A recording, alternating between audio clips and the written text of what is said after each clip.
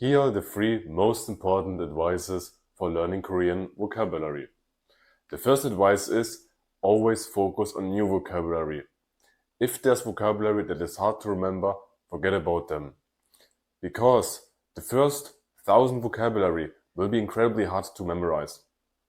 But when you go from, for example, 3,000 to 4,000, those 1,000 vocabularies are extremely easy to memorize. And the reason is that we have those neurons inside our brain. And in the beginning, we want to focus on building those neurons. So the more neurons you have, the more neurons you can connect with new vocabularies. And that's the whole trick. And the second advice is focus on short words. I would say maximum 2 syllables vocabularies.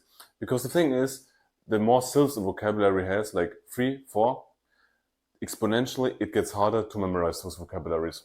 So if you see 1 syllable vocabularies, directly take them. And also 2 syllable vocabularies are great for learning in the beginning.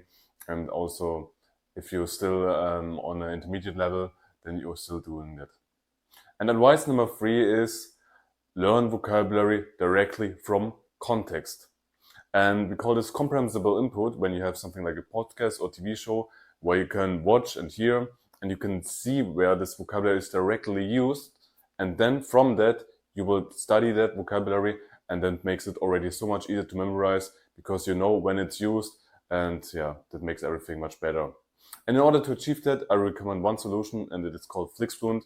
FlixFluent enables you to learn Korean directly from a K-drama, from your favorite TV show, and you can directly learn from context, from a real conversation. You can take vocabulary directly from there and learn from there. I hope this helps. If you have any questions, let me know.